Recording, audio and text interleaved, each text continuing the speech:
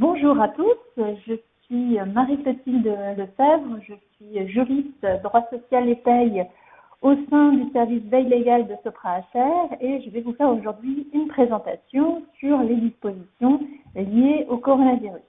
Donc, nous allons voir ensemble l'indemnisation des salariés, tout ce qui va être IJSS, les dispositions particulières qui sont prévues dans ce cadre-là. Ensuite, nous parlerons de l'activité partielle, du report des cotisations, des obligations de l'employeur et des dispositions de la loi d'urgence là qui est sortie au JO hier. Donc, on commence par l'indemnisation des salariés en quarantaine. Donc, vous en avez sûrement entendu parler. Il s'agit en fait des salariés qui font l'objet d'une mesure d'isolement, d'éviction ou de maintien à domicile pour l'un des motifs suivants. Donc, soit parce qu'ils ont été en contact avec une personne malade du coronavirus, ou parce qu'ils ont séjourné dans une zone concernée par un foyer épidémique. Donc, ce qui se passe, c'est qu'on a un décret qui est paru fin janvier et qui prévoit que pour ces personnes-là, si elles sont dans l'impossibilité de travailler, donc en fait, si le télétravail n'est pas possible, dans ces cas-là, ces personnes peuvent percevoir les indemnités journalières de sécurité sociale sans application du délai de carence. Donc, ça va être dès le premier jour d'arrêt et ce pour une durée de 20 jours. Donc, à ce niveau-là, ce qui va se passer, c'est que les employeurs vont recevoir les arrêts de travail de ces salariés comme pour n'importe quel autre arrêt maladie et ils vont devoir faire l'ADSN événementiel ou l'attestation de salaire en fonction de ce qu'ils font comme d'habitude pour que le salarié puisse percevoir les IJSS. Ensuite, on va se poser la question donc, du maintien de salaire que doit pratiquer l'employeur. Donc, on a un décret qui est venu retirer le délai de carence pour le maintien de salaire prévu par le Code du travail. Donc, le maintien de salaire légal. Du coup, on n'a plus ces 7 jours de carence qui s'appliquent. Le maintien de salaire va donc se faire dès le premier jour d'arrêt. Cependant, le décret qui prévoit la suppression de ce délai de carence, ne fait référence qu'au maintien de salaire légal. Il ne renvoie pas du tout aux dispositions des conventions collectives. Donc, il va falloir faire une comparaison entre le maintien de salaire légal sans délai de carence et le maintien de salaire conventionnel avec délai de carence. Donc, sachant qu'il s'agit des dispositions relatives aux IJSS ou au maintien de salaire, ces deux règles s'appliquent actuellement jusqu'au 30 avril 2020, sauf s'il y a éventuellement une nouvelle prorogation de ce dispositif. Donc, affaire à suivre, pour l'instant, en tout cas, on est jusqu'au 30 avril 2020 pour ces règles-là. Autre point maintenant, autre dispositif d'indemnisation, c'est pour les salariés qui doivent garder leur enfant. Donc, comme vous le savez tous, les écoles sont fermées et à ce titre-là, il est prévu que le parent d'un enfant de moins de 16 ans au jour du début de l'arrêt puisse bénéficier en fait des IJSS s'il ne peut pas travailler. Donc, pareil, si le télétravail est impossible. Donc, on a une procédure particulière qui est prévue pour ce type d'arrêt.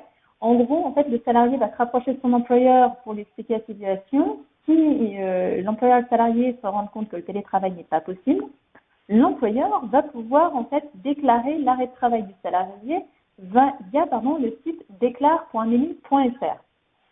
Donc, c'est juste en fait une formalité pour finalement prévenir la sécurité sociale que le salarié fait partie en fait des personnes devant garder leurs enfants. Donc, la sécurité sociale renverra un mail pour confirmer que le salarié est bien éligible.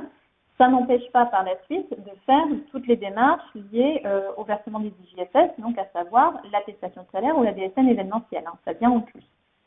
Donc, si vous êtes concerné, si vous êtes dans le cas où vous avez beaucoup de salariés qui sont dans cette situation-là, le GIP a communiqué il y a quelques jours pour nous dire qu'il y avait une procédure plus automatique qui était en cours de mise au point quand les entreprises justement ont beaucoup de volume de salariés concernés en fait, qui permettrait donc cette procédure de charger finalement un fichier pour pouvoir justement faire ça en une seule fois en fait.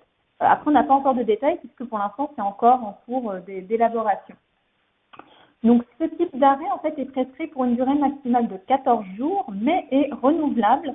Donc, ça peut être renouvelé autant de fois que nécessaire pendant toute la durée, finalement, de fermeture de l'établissement scolaire. Donc, à ce titre-là, les salariés bénéficieront donc, des IJSS sans application du délai de carence, pareil, dès le premier jour. Et l'employeur pratiquera le maintien de salaire, là encore, en comparant le maintien de salaire légal sans application du délai de carence et le maintien de salaire conventionnel. Voilà, j'insiste bien sur le fait de dire que ce n'est qu'un seul des deux parents qui peut faire la demande. Les deux parents ne peuvent pas en même temps en fait demander à avoir les IJFS. C'est seulement l'un des deux en fait. Donc ce dispositif est applicable lui aussi jusqu'au 30 avril 2020, sous réserve évidemment qu'il ne soit pas à nouveau prorogé. Alors, petite nouveauté en termes d'IJFS, on a depuis le 18 mars une procédure spéciale pour les personnes du risque. Alors en fait, ce sont les femmes enceintes et les salariés qui sont atteints d'une ALD qui sont tout simplement considérés comme des personnes présentant un risque de développer une forme sévère du coronavirus. Donc ces personnes-là doivent rester à domicile. Si elles ne peuvent pas télétravailler, elles peuvent en fait passer par le site déclare.amelie.fr. Alors elles le font elles-mêmes en fait. Et elles, on va dire, s'auto-prescrivent un arrêt de travail pour une durée initiale de 21 jours qui peut être renouvelée. Donc, concrètement, pareil, le salarié doit contacter son employeur pour voir si le télétravail est possible ou pas. Si ce n'est pas possible, dans ces cas-là, le salarié passe lui-même par déclare.amelie.fr. Et ce qui va se passer, c'est que la sécurité sociale va envoyer le volet numéro 3 de l'arrêt de travail au salarié qui le transférera à son employeur.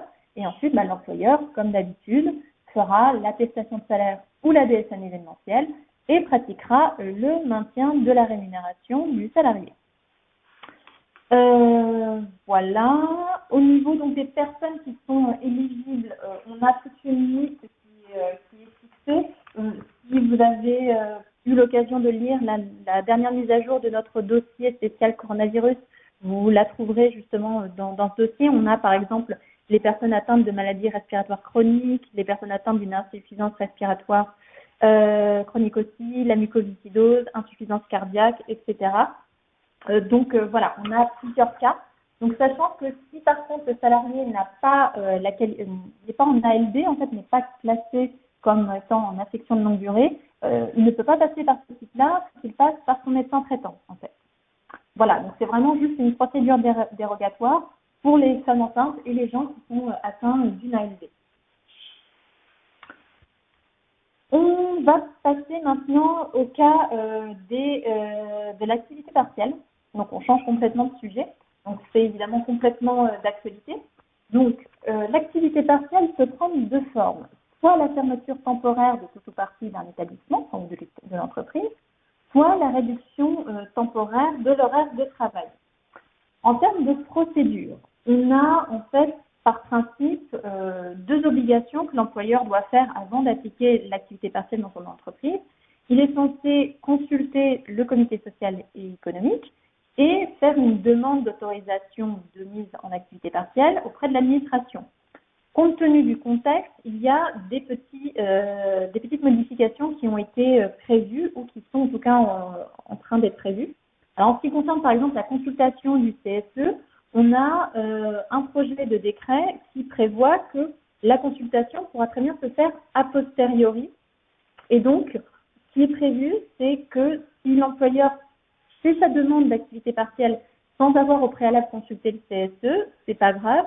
On nous dit que dans ces cas-là, l'employeur doit préciser la date prévue de la consultation du CSE et il doit adresser l'avis rendu par cette instance dans un délai de 2 mois à compter de la demande. Donc, c'est une certaine souplesse qui est prévue. Ensuite, en ce qui concerne la demande d'autorisation en elle-même, comme je l'ai dit, logiquement, elle doit être préalable au fait d'appliquer l'activité partielle dans l'entreprise. Mais là, justement, exceptionnellement, le ministère du Travail autorise les employeurs à déposer leur demande d'activité partielle dans un délai de 30 jours après le début de la période demandée. Sachant qu'en termes de délai de réponse, théoriquement, on est sur un délai de 15 jours, mais là, pareil, compte tenu de l'urgence, les administrations ont reçu pour instruction de traiter en priorité toutes les demandes qui sont liées au coronavirus et elles sont en fait traitées en 48 heures. Bon, je vous avouerai que comme il y a de plus en plus d'entreprises qui font cette demande-là, je ne suis pas persuadée que les 48 heures vont forcément à chaque fois être respectées, mais en tout cas, ça devrait en tout cas être plus court que les 15 jours initialement prévus par les textes. Ensuite, la question se pose de savoir quels sont les salariés éligibles à l'activité partielle. Donc, tous les salariés de l'entreprise sont éligibles, sauf les VRP multicartes et les salariés qui possèdent un contrat de travail de droit français et qui travaillent sur des sites localisés dans des pays tiers. Alors, petite précision, en ce qui concerne les salariés au forfait jour, ce qui est prévu actuellement dans les textes, c'est que ce type de salariés ne sont éligibles à l'indemnisation activité partielle qu'en cas de fermeture d'établissement. Donc, ça ne s'applique pas, en fait, ils ne sont pas éligibles quand il y a une réduction d'horaire. Cependant, on a un projet de décret qui prévoit de retirer cette restriction et donc de permettre d'indemniser au titre de l'activité partielle les salariés en forfait jour, que ce soit à l'occasion de la fermeture de l'établissement ou en cas de réduction d'horaire. Alors le problème, c'est que ce décret, en fait, laisse simplement interdiction, il ne nous explique pas comment on va indemniser les salariés en forfait jour quand on a une simple réduction d'horaire. Donc on verra, je vais vous parler de la loi d'urgence qui est passée au JO hier. On a des ordonnances qui doivent sortir sur l'activité partielle. Peut-être qu'on aura des précisions dans ces ordonnances, mais en l'état actuel des choses, pour l'instant, on ne sait pas comment ça va se passer pour ce type de salariés. En ce qui concerne maintenant les heures qui sont indemnisables au titre de l'activité partielle, le Code du travail nous dit qu'il s'agit des heures perdues en dessous de la durée légale du travail ou si elle est inférieure de la durée conventionnelle ou contractuelle du travail. Donc concrètement, si vous êtes en fait toutes les heures finalement en dessous de l'équivalent de 35 heures par semaine ou 151h67 par mois, toutes les heures qui sont faites en dessous de cette limite-là vont être indemnisables au titre de l'activité partielle. Par contre, toutes celles qui vont dépasser ne le seront pas. Donc, par exemple, si on est dans une entreprise qui applique simplement les 35 heures. Donc, on va prendre le cas d'un salarié qui va travailler que 20 heures au cours de ce mois-là. Et bien, dans ces cas-là, pour déterminer le nombre d'heures indemnisables, on prend la durée légale 35 heures, à laquelle on déduit le nombre d'heures travaillées, 20 heures. Donc, ça veut donc dire qu'il reste 15 heures qui seront indemnisées au titre de l'activité partielle. Si, par exemple, j'ai un salarié qui travaille à temps partiel, habituellement à hauteur de 32 heures par semaine, et qui, lui aussi, ne travaille que 20 heures au cours d'une semaine, eh bien, dans ces cas-là, on n'aura que 32 moins 20, à savoir 12 heures qui seront indemnisées au titre de l'activité partielle. Si on a maintenant un salarié qui est au forfait mensuel 169 heures, comme je vous l'ai dit, on n'indemnise pas au-delà de 151h67. Ça veut dire que dans ce cadre-là, si ce salarié a déjà travaillé 150 heures dans le mois, eh bien finalement, on ne va l'indemniser qu'à hauteur de 1h67 en fait, donc en fait 1h40. Toutes les heures au-delà de 151h67 ne seront pas indemnisées au titre de l'activité partielle.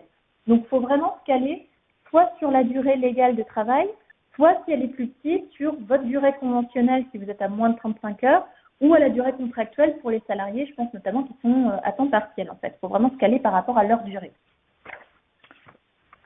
Les heures donc, qui sont indemnisables au titre de l'activité partielle le sont dans la limite de 1000 heures par an et par salarié, sachant que si vous êtes dans une situation de fermeture d'entreprise, là l'indemnisation ne se fait qu'à hauteur de 6 semaines. En ce qui concerne l'indemnisation qui va être versée aux salariés, donc ce qui est prévu, c'est d'indemniser les salariés à hauteur de 70% de la rémunération horaire brute de référence. Donc, sachant que cette rémunération en fait de référence est en fait celle qui sert d'assiette au calcul de l'indemnité de congé payé, calculée selon la règle du maintien de salaire. On prend, une fois qu'on a déterminé ce montant de salaire, on le divise d'office par 151h67, ou si la durée est inférieure dans l'entreprise, la durée collective de travail ou la durée prévue dans le contrat. Donc voilà, en gros, en fait, ce qui va se passer, c'est qu'on va prendre finalement, comme on se cale par rapport au maintien de salaire, on va prendre le salaire du mois précédent le début de l'activité partielle. On va prendre uniquement les éléments de salaire qui sont retenus habituellement dans le cadre de l'indemnisation congé payé. Donc ça veut donc dire qu'il y a certaines primes éventuellement qui ne seront pas prises en compte. Il y aura au moins le salaire de base des heures sup. Après, en fonction des primes, tout dépend si habituellement elles rentrent ou pas dans la base du CP. Et donc, on additionne tous ces montants-là, ça va nous donner un montant de salaire que l'on va diviser par 151h67 dans la plupart des cas. Ça va nous donner notre taux horaire. Et ce taux horaire-là, on va en prendre 70%, ça va nous donner notre montant horaire indemnisable au titre de l'activité partielle. Donc, chaque heure sera indemnisée à hauteur de 70% de ce taux horaire-là. Petite précision, l'indemnité horaire est portée à 100% de la rémunération nette antérieure du salarié lorsque ce dernier suit, pendant les heures chômées, des actions concourant, on nous dit, au développement des compétences entrant dans le champ de la formation professionnelle ou s'il suit des formations permettant de progresser au cours de la vie professionnelle. Donc, les formations réalisées notamment dans le cadre du plan de développement des compétences. Donc, en gros, là, légalement, on a 2 taux. Pour la plupart des cas, ça va être 70%. Et on a un taux de 100% qui s'applique uniquement si le salarié se forme, finalement, pendant cette période d'activité partielle. Ce qui est prévu aussi, c'est que les entreprises peuvent négocier, en fait, un accord, notamment un accord d'entreprise, pour déterminer des modalités spécifiques d'indemnisation. Donc, sachant quand même qu'en tout état de cause, on ne peut pas prévoir des taux d'indemnisation inférieurs à ce qui est prévu par la loi. Mais voilà, rien ne vous empêche éventuellement d'être plus favorable et de prévoir une indemnisation plus élevée, ça ne pose pas de difficulté. En ce qui concerne maintenant le régime social et fiscal de ces indemnités d'activité partielle.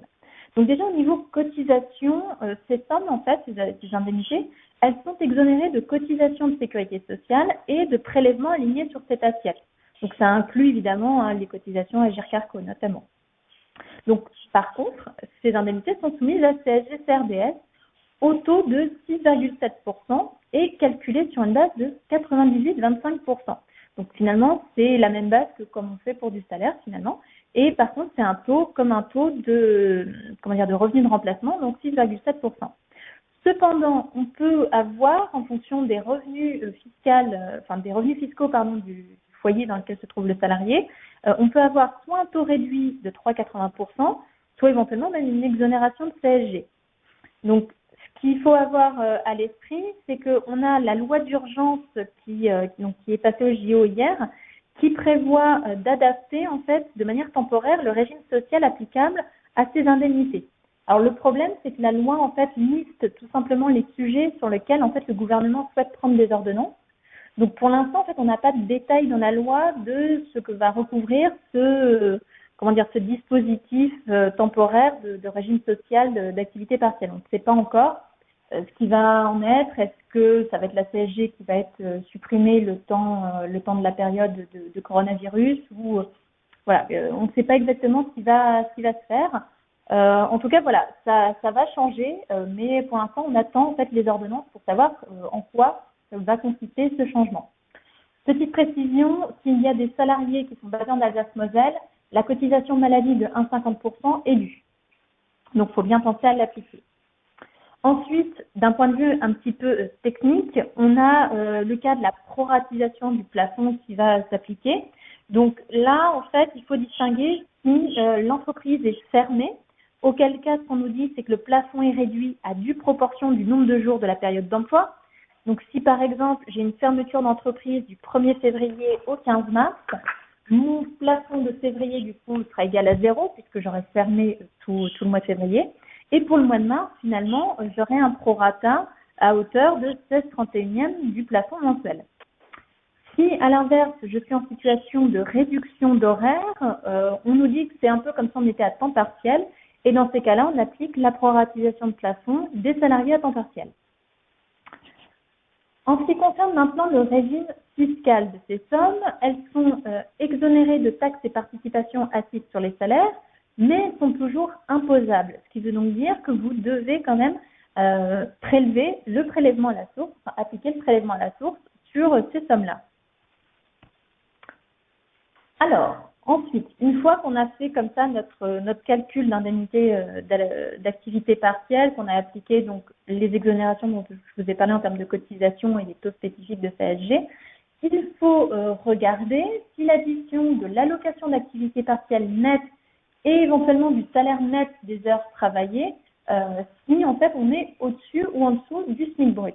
Parce que si on se retrouve en dessous du SMIC brut, ce qui est prévu, c'est qu'on va pratiquer un écrêtement de la CSG sur les indemnités d'activité partielle. Donc on va d'abord écrêter la CRDS, puis si ça ne suffit pas, la CSG non déductible, et enfin la CSG déductible. Donc si vous avez un accès au dossier spécial coronavirus, vous retrouverez dans la partie justement écrêtement un exemple chiffré justement de modalités d'application de l'écrêtement. Je vais pas forcément rentrer dans le détail là, parce qu'à l'oral, c'est pas forcément évident d'échanger à ce sujet, mais je vous invite à consulter l'exemple qu'on a mis dessus. Donc, il se peut finalement que déjà à ce stade-là, on enlève toute la CSG CRDS sur les indemnités d'activité partielle, puisque du coup, le salarié risque de se retrouver en dessous du SMIC brut. Une fois qu'on a écrété notre CSG en tout ou partie, il faut ensuite vérifier si toujours notre cumul de rémunération nette d'activité et de nos indemnités nettes d'activité partielle, donc une fois l'écrêtement appliqué, si ce cumul est supérieur ou inférieur au SMIC net. Tout simplement parce qu'en fait, le Code du travail nous indique que les salariés, finalement, doivent être rémunérés au moins à hauteur du SMIC net quand ils sont en situation d'activité partielle.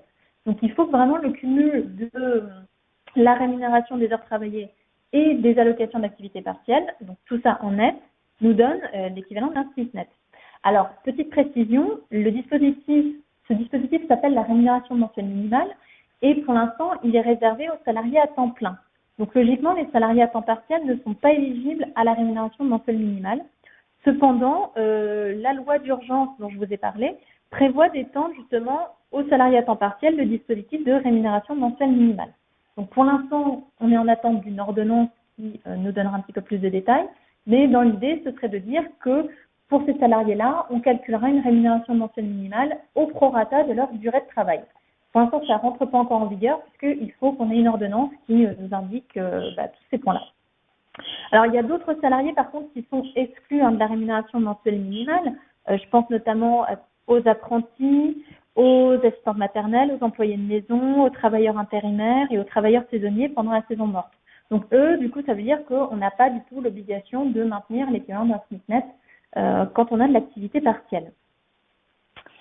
Voilà. En ce qui concerne justement l'impact de cette rémunération mensuelle minimale, ce qui se passe, c'est que du coup, si les salariés se retrouvent à être en dessous du SMIC net, vous allez devoir verser ce qu'on appelle une allocation complémentaire pour permettre d'atteindre le SMIC net. Donc cette allocation, vous allez la calculer de la manière suivante. Vous prenez le SMIC net, auquel vous retirez l'addition du salaire net des heures travaillées avec les indemnités d'activité partielle nette.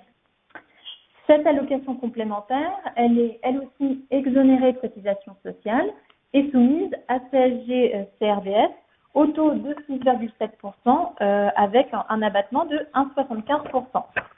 Et sachant qu'elle est aussi soumise à l'impôt sur le revenu. Donc c'est pareil, en fait, je vous ai mis un petit exemple dans le dossier justement de calcul de la rémunération mensuelle minimale. Donc je vous invite à aller le consulter pour prendre un petit peu plus la mesure de ce à quoi représente ce calcul d'allocation complémentaire.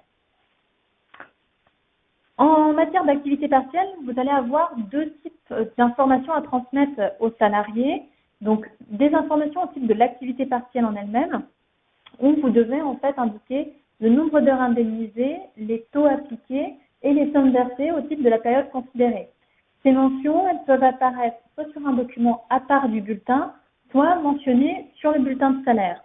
Ce qu'il faut savoir, c'est que le projet de décret qui prévoit de modifier un petit peu l'activité partielle prévoit en fait de faire apparaître ces mentions directement sur le bulletin de salaire, mais laisse une période de 12 mois aux entreprises pour pouvoir le faire. Donc ça veut donc dire qu'il faut quand même donner ces informations aux salariés, mais c'est pas obligé du coup de le faire apparaître sur le bulletin. Vous pouvez donc le faire sur un bulletin, enfin sur un document annexe, ça posera pas de souci. Mais au bout de 12 mois, il faudra du coup que ce soit bien intégré dans les bulletins de salaire. Donc ça, c'est les premières informations que vous devez transmettre au titre de l'activité partielle. Si vous êtes amené à appliquer la rémunération mensuelle minimale à vos salariés, vous devez aussi leur transmettre le taux du SMIC, le nombre d'heures correspondant à la durée légale, les cotisations obligatoires qui ont permis de déterminer le montant de la rémunération mensuelle et les montants du salaire et des allocations constituant les éléments de la rémunération mensuelle versée. On en vient maintenant à la partie relative au remboursement de l'employeur. Donc, lorsque vous avez obtenu l'autorisation d'appliquer l'activité partielle, vous avez ensuite la possibilité de faire une demande de remboursement auprès de l'État. Donc, on nous dit que cette demande est dématérialisée et doit comporter les informations relatives à l'identité de l'employeur, la liste nominative des salariés concernés ainsi que leur numéro de sécurité sociale, Les états nominatifs précisant notamment le nombre d'heures chômées par salarié. Une fois que c'est fait, la question est combien on vous rembourse. Donc actuellement, les règles applicables font fonction de l'effectif de l'entreprise, plus de 250 ou moins de 250 salariés. Le gouvernement a prévu dans le projet de décret qui réforme donc l'activité partielle de modifier ce remboursement et de prévoir un remboursement unique finalement pour toutes les entreprises.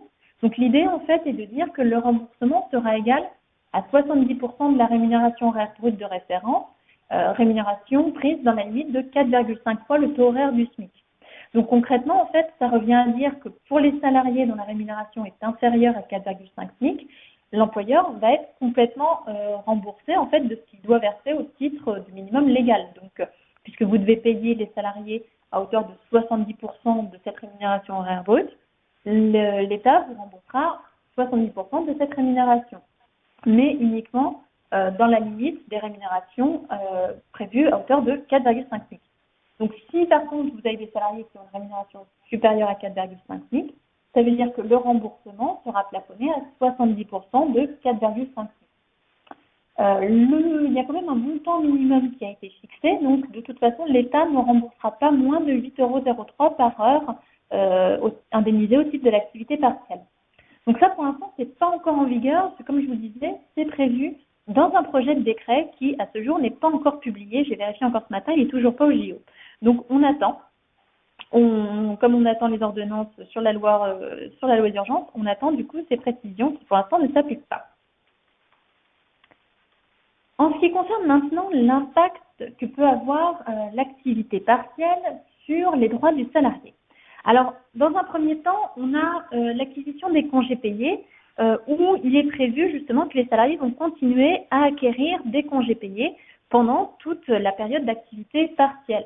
Donc, que vous soyez dans un système de réduction d'horaire ou de fermeture d'entreprise, peu importe la situation, les salariés continueront d'acquérir des congés payés.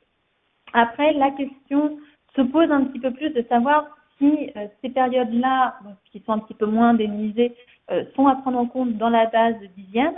Ce qu'il faut avoir à l'esprit, c'est que en elle-même, l'indemnité d'activité partielle n'entre pas dans la base dixième.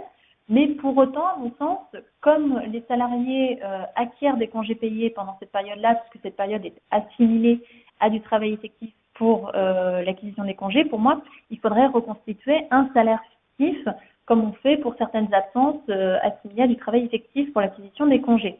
Donc, je recalculerai un salaire fictif que j'intégrerai dans ma base dixième pour les salariés. Cependant, c'est pas dit clairement, mais pour moi, ça s'en déduit du fait qu'il y ait une acquisition des congés payés pendant cette période-là. Autre point aussi, c'est que se passe-t-il si le salarié est malade pendant la période d'activité partielle? Alors, le salarié aura le droit au versement des IJSS. Cependant, la réglementation nous dit qu'on ne peut pas cumuler IJSS et indemnité d'activité partielle. On va donc arrêter l'indemnisation au titre de l'activité partielle. Le salarié aura par la Sécu les IJSS et ensuite, vous, en tant qu'employeur, vous devrez faire le maintien de salaire, mais limité au montant des indemnités d'activité partielle que le salarié aurait perçu s'il avait été en activité. Donc, en gros, ça veut dire qu'en fait, le salarié ne doit pas percevoir une rémunération plus élevée en arrêt maladie que s'il avait travaillé pendant la période d'activité partielle. Ça peut éventuellement faire que le maintien de salaire sera très minime, voire même inexistant, puisque couvert éventuellement, puisque tout sera couvert peut-être par les IJSS. Ça dépend des situations et des montants. Mais voilà, en tout cas, sauf si vous avez vraiment une disposition conventionnelle beaucoup plus favorable, le principe est de dire que vous faites un maintien de salaire dans la limite de ce que vous auriez versé aux salariés au titre de l'activité partielle. En ce qui concerne maintenant l'impact sur les jours fériés, en fait, il faut distinguer les jours fériés chômés et ceux qui sont travaillés. Les jours fériés chômés, pour ce type de journée-là, ce qui est prévu, c'est qu'un employeur ne peut pas mettre ses salariés en activité partielle pendant un jour férié chômé. Donc, comme le Code du travail prévoit le maintien de la rémunération normale pour les salariés qui ont au moins 3 mois d'ancienneté, ça veut donc dire que ces jours fériés chômés vont être indemnisés à hauteur de la rémunération normale du salarié, donc hors activité partielle en fait, ce qu'il percevait habituellement sans être en activité partielle. Alors que si jour férié est travaillé, eh bien, il sera indemnisé comme n'importe quel autre jour travaillé, donc au taux de l'activité partielle. Petit aparté en ce qui concerne les points de retraite complémentaires. Donc ça, c'est un point qu'on a prévu de mettre pour la prochaine mise à jour du dossier. Ce qui se passe, c'est que les salariés en fait indemnisés au titre des périodes d'activité partielle bénéficient de points retraite complémentaires. Ces points vont être intégralement à la charge du régime Agirc-Arrco puisque du coup, il n'y a pas de cotisation sur les indemnités d'activité partielle. Donc dans ce cas-là, il faudra que le salarié se rapproche de sa caisse de retraite. Alors, sachant quand même que l'attribution de points est limitée aux périodes d'activité partielle dépassant 60 heures dans l'année civile. Donc, malheureusement, s'il y a moins de 60 heures d'activité partielle dans l'année civile, il n'y aura pas d'assimilation de ces périodes-là. Il n'y aura pas d'acquisition de points pour ces périodes. En ce qui concerne l'impact en DSN, donc là, ce qui se passe, c'est que en 2020, il va falloir déclarer les cotisations dues au titre de l'activité partielle et la suspension de contrat, donc uniquement en cas de fermeture de l'établissement. Donc en gros, ce que vous allez faire, c'est que si l'établissement est fermé, vous allez devoir déclarer, remplir en fait en DSN les blocs 51 et 65. Donc ensuite, en ce qui concerne le paiement des cotisations, donc les cotisations devront être déclarées au niveau agrégé en utilisant les CTP, donc 0,60 si vous appliquez un taux de CSG à 6,70, 0,70 si vous utilisez un taux de CSG à 4,30 et 0,79 si vous êtes en Alsace-Moselle et que vous déclarez la cotisation maladie de 1,50%. On a aussi un CTP, le 616, qui est à utiliser si vous êtes amené à écrêter la CSG. Donc, je vous laisserai prendre connaissance de ces CTP. Ils sont dans le dossier spécial qu'on a mis à disposition sur MySopra. Donc ça, c'était au niveau agrégé. Et au niveau nominatif, ce qui est prévu dans le bloc 78, on attend justement les données nominatives pour les CTP 0,60 et 0,70, donc relatifs à la CSG. Par contre, on n'attend pas de données nominatives pour le CTP relatif à la cotisation maladie Alsace-Moselle. Donc là, il n'y a pas besoin de le mentionner. Voilà. En ce qui concerne justement la déclaration en DSN de l'activité partielle, c'est tout. Ce qu'il faut avoir à l'esprit, c'est que les déclarations relatives à l'activité partielle ne seront pleinement substituées par la DSN qu'à compter de janvier 2021. Donc là, c'était prévu comme ça dans le cahier technique. Donc malheureusement, pour l'instant, les éléments à déclarer en DSN sont assez minimes en fait, puisque du coup, voilà, c'était pas prévu au niveau du planning de faire autrement. Autre point maintenant, je change complètement de sujet. Je vais vous parler du report des cotisations. Donc ça, vous avez peut-être vu ou entendu des informations à ce sujet. Donc elles sont mentionnées d'ailleurs dans notre dossier. Donc en ce qui concerne les cotisations URSSAF, on a un report de cotisation qui est possible. Alors, dans la dernière version qu'on vous a publiée, on avait des infos uniquement pour les entreprises qui déclaraient au 15, avec une date butoir au 19 mars pour faire les différentes modifications. Là, en fait, l'URSSAF vient de diffuser les informations relatives aux entreprises qui déclarent au 5, donc pour l'échéance du 5 avril. Donc, en gros, ce qui est prévu, c'est l'URSSAF permet aux entreprises de reporter jusqu'à 3 mois les cotisations. Elles peuvent, donc là aussi pour les entreprises qui vont faire leur DSN pour le 5 avril, ces entreprises peuvent moduler le montant à payer, donc soit mettre un montant à 0, soit mettre le montant qu'elles souhaitent pour payer une partie seulement des cotisations. Donc il n'y aura aucune pénalité, nous dit l'URSSAF, sur les cotisations qui font l'objet justement du report. Donc logiquement, il n'y a pas à s'inquiéter avec ça. Donc, en ce qui concerne les modalités déclaratives, donc pour les entreprises qui déclarent au 5, ce que l'URSSAF nous dit, c'est que si l'entreprise règle ses cotisations hors DSN par virement bancaire, dans ces cas-là, elle peut adapter le montant de son virement ou bien ne pas effectuer le virement. Si l'entreprise règle ses cotisations via la DSN, elle doit transmettre la DSN de mars 2020, alors d'ici le 5 avril, 23h59, et peut moduler son paiement CEPA au sein de la DSN. Alors, l'URSSAF précise quand même que les entreprises qui ont opté pour le prélèvement automatique doivent justement se rapprocher de leur établissement bancaire pour modifier leur ordre de paiement, parce que sinon le prélèvement va se faire. L'URSSAF précise aussi quand même que ces règles de report sont là uniquement pour les entreprises qui rencontrent des difficultés de trésorerie. Donc si vous, de manière générale, les entreprises qui ont les moyens de payer leurs cotisations, elles sont invitées à le faire pour éviter justement d'assécher, on va dire en quelque sorte, les caisses de la sécurité sociale. Donc voilà, faut pas, en gros, ce que l'URSSAF essaie de nous dire, c'est qu'il ne faut pas profiter de la situation pour se dire j'ai moyen de reporter jusqu'à 3 mois mon paiement de cotise. Après, voilà, et c'est tout ce que nous dit l'URSSAF à ce sujet.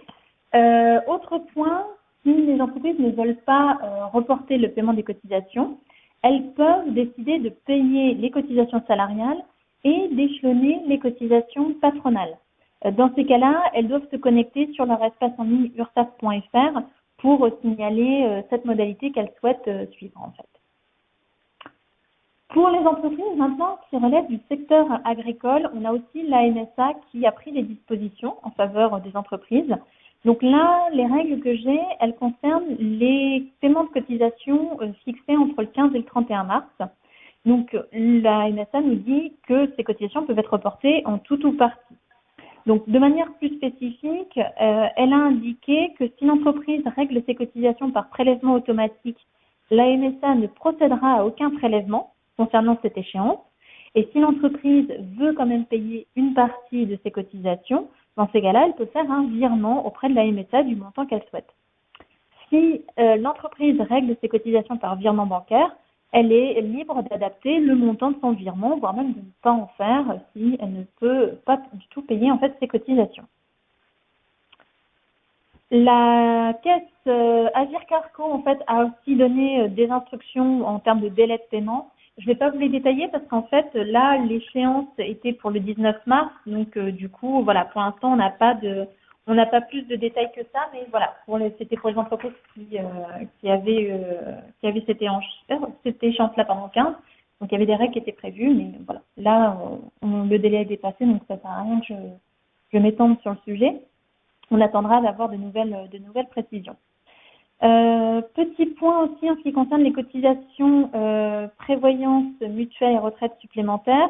Les organismes en fait complémentaires, donc qui gèrent ce type de cotisation, peuvent éventuellement accorder un report de paiement. Donc en fait, je vous invite à prendre contact avec elles pour voir justement ce qu'il est possible de faire. Voilà, donc c'est une simple possibilité, mais en tout cas, il y a moyen éventuellement d'avoir des facilités de paiement ou des reports, je ne sais pas exactement, auprès de vos organismes complémentaires. Dernier point, en ce qui concerne maintenant le prélèvement à la source, vous avez dû entendre au niveau des annonces du président de la République qu'il avait parlé d'un report de paiement d'impôts. La DGFiP nous a précisé que ça ne concerne pas le prélèvement à la source. Ça veut donc dire que toutes les sommes que vous versez à vos salariés et qui sont imposables, vous devez bien pratiquer le prélèvement à la source. Là, les reports d'impôts qui ont été prévus, ce sont pas, en tout cas, ce sont d'autres impôts, mais pas celui de l'impôt sur le revenu et pas le prélèvement à la source. Alors, avant-dernier point de ce webinaire, je vais en parler assez rapidement, ce sont en fait les obligations d'un point de vue, on va dire, RH qui sont à la charge des employeurs. Donc, en gros, on a une sorte de circulaire qui a été diffusée par le ministère du Travail, circulaire qui est régulièrement mise à jour sur justement la gestion du coronavirus au sein des entreprises au niveau des droits et des obligations tant des salariés que des employeurs. Il y a 2 points à avoir à l'esprit en fait qu'on a mis en avant dans notre dossier.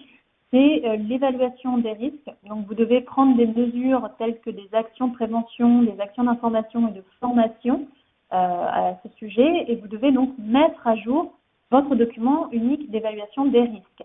Et bien évidemment, informer les salariés de ces mises à jour. Donc vraiment prendre en compte le dispositif actuel pour adapter justement le document unique d'évaluation des risques. Et vous devez associer dans cette démarche le CSE et le service de santé au travail. Autre point, là c'est en cas de contamination, ce qui est prévu, c'est que les locaux doivent être désinfectés. Donc, vous devez fournir au personnel de nettoyage des équipements à usage unique, blouses, gants, etc. Et du coup, il faut désinfecter tout ce qui est sol et surface de travail et se séparer des déchets produits par la personne contaminée suivant la filière d'élimination classique des déchets. Il n'y a pas de règle particulière, donc ça part à la poubelle en gros. Dernier point, donc, que vous n'avez pas encore dans la version de dossier qui est disponible sur MySopra, puisque donc là, c'est vraiment tout récent d'hier, mais ce sera donc dans la prochaine mise à jour qui devrait être publiée dans quelques jours. Logiquement, ça va être vraiment rapide. Donc, on a le gouvernement qui a pris une loi qui lui permet de légiférer par ordonnance sur certains sujets. L'objectif, en fait, est de lui permettre de faire face aux conséquences économiques, financières et sociales de la propagation de l'épidémie de coronavirus. Donc, ce texte permet de prendre des ordonnances dans un délai de 3 mois suivant la publication de la loi, donc d'ici fin juin, finalement. Et surtout, il prévoit éventuellement que certaines dispositions pourraient entrer en vigueur de manière rétroactive à compter du 2 mars. Donc, je vais vous lister du coup les sujets qui font l'objet de cette loi. Donc, sachant vraiment que on est vraiment en attente des ordonnances pour avoir le détail. Alors, il est prévu, par exemple, pour les vigies maladie, de supprimer le délai de carence de 3 jours pour tous les arrêts de travail qui vont débuter durant la période d'état d'urgence sanitaire et pendant toute la durée de cette période d'état d'urgence sanitaire. Donc, elle a commencé hier, le 24 mars. Et donc, tous les arrêts de travail, finalement, quelle que soit leur origine liée au coronavirus ou pas, seront indemnisés par la sécurité sociale sans application d'un délai de carence de 3 jours. Alors, c'est la petite exception à ce que je viens de vous dire. Là, pour ce dispositif-là, il n'y a pas besoin d'ordonnance. Donc, ça rentre immédiatement en vigueur. Et donc, on part sur 2 mois, finalement, où tous les arrêts de travail qui ont commencé pendant cette période-là sont applicables sans délai de carence au niveau des IJSS. Tous les autres sujets ensuite que je vais vous lister nécessitent en fait une ordonnance pour entrer en vigueur et surtout pour avoir des détails, parce que vous allez voir que c'est très succinct ce qui est mis en avant par la loi. Donc, on a par exemple en ce qui concerne l'activité partielle des dispositions qui sont prévues. Donc, en gros, il est prévu de faciliter, de renforcer le recours à l'activité partielle pour toutes les entreprises, quelle que soit leur taille, d'adapter de manière temporaire le régime social applicable aux indemnités d'activité partielle, d'étendre ce dispositif d'activité partielle à de nouvelles catégories de bénéficiaires, de réduire le reste à charge pour l'employeur, de favoriser une meilleure articulation avec la formation professionnelle et une meilleure prise en compte des salariés à temps partiel. Donc, c'est par rapport, en fait, à la rémunération mensuelle minimale dont je vous parlais. Donc voilà, c'est tout ce qu'on fait. Donc on attend du coup l'ordonnance qui va nous donner les détails par rapport à l'activité partielle.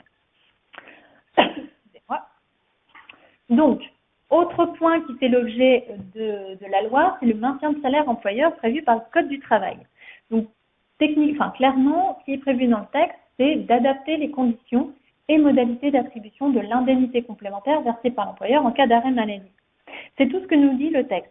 Quand on regarde l'exposé des motifs de ce texte, de cette loi, on nous dit que justement l'objectif est d'élargir le champ des salariés éligibles et éventuellement de s'inspirer du régime, du dispositif qui a été mis en place pour les salariés en quarantaine et ceux qui gardent leur enfant. Donc en gros, ce qu'on peut supposer, c'est que la suppression du délai de carence de 7 jours pour le maintien de salaire légal va être aussi généralisée. En même temps, ça va être cohérent avec la suppression du délai de carence de 3 jours pour les IJSS. Donc finalement, il y aurait une certaine cohérence pour dire que tous les arrêts de travail, il n'aurait pas de carence, ni en termes d'IJSS, ni en termes de maintien de salaire légal, en tout cas. Maintien de salaire employeur, donc au niveau légal. Les conventions collectives ne sont pas du tout visées par la loi, donc ça veut donc dire qu'il faut se reporter à sa convention collective et appliquer les dispositions telles qu'elles sont prévues par votre convention collective, sauf si éventuellement peut-être votre branche vous donne des instructions particulières. Autre point aussi, il est prévu en ce qui concerne les congés payés de permettre la négociation d'un accord d'entreprise ou de branche qui autorisera l'employeur à imposer ou à modifier les dates de prise d'une partie des congés payés dans la limite de 6 jours ouvrables en dérogeant au délai de prévenance et aux modalités de prise de ces congés définis par le Code du travail et par les conventions et accords collectifs applicables dans l'entreprise. Donc, en gros, l'idée, ce serait que l'accord qui sera négocié dans l'entreprise, par exemple, pourrait dire que les salariés se verront imposer une semaine de congé sans avoir à respecter le délai de prévenance des dates de congé telles qu'elles sont prévues, en tout cas au moins au niveau du Code du travail, et éventuellement un délai particulier qui pourrait être déjà négocié par accord d'entreprise. Alors évidemment, ça suppose de négocier un accord avec les représentants du personnel sur ce sujet. Autre point, c'est en ce qui concerne maintenant les RTT, où là, en fait, ce qui est prévu, c'est de permettre à l'employeur d'imposer ou de modifier unilatéralement les dates des jours de réduction du temps de travail, donc tout ce qui est RTT, les jours de repos prévus pour les salariés en forfait, ainsi que les jours de repos affectés sur les comptes épargne-temps des salariés. Donc pareil, l'idée, ça serait de permettre de déroger à tout ce qui est délai de prévenance, qui doivent être respectés quand on fixe des dates de RTT. Là, par contre, c'est unilatéralement. Donc, il n'y a pas besoin d'accord d'entreprise pour permettre à l'employeur de le faire. J'insiste bien sur le fait qu'on attend une ordonnance pour que ça entre en vigueur. C'est comme pour les congés payés. Autre point maintenant, là, c'est vraiment dans des secteurs un petit peu plus particuliers. Mais en gros, la loi nous indique que pour les entreprises de secteurs particulièrement nécessaires à la sécurité de la nation ou à la continuité de la vie économique et sociale, on permettrait en fait à ces secteurs de déroger à la durée du travail, au repos hebdo et au repos dominical. Donc en gros, l'idée en fait, ce serait de dire que ces secteurs-là, faisant l'objet d'un surcroît exceptionnel d'activité, elles ont besoin de plus de souplesse en ce qui concerne la durée de travail. Donc voilà, on leur permettrait éventuellement d'être un peu plus souple, mais pareil, on n'a pas de détails. Alors, sachant que ça concernera en fait les secteurs de l'alimentation et de la production de matériel médical, a priori. Mais pareil, attendons de voir ce que l'ordonnance nous donnera comme information à ce sujet.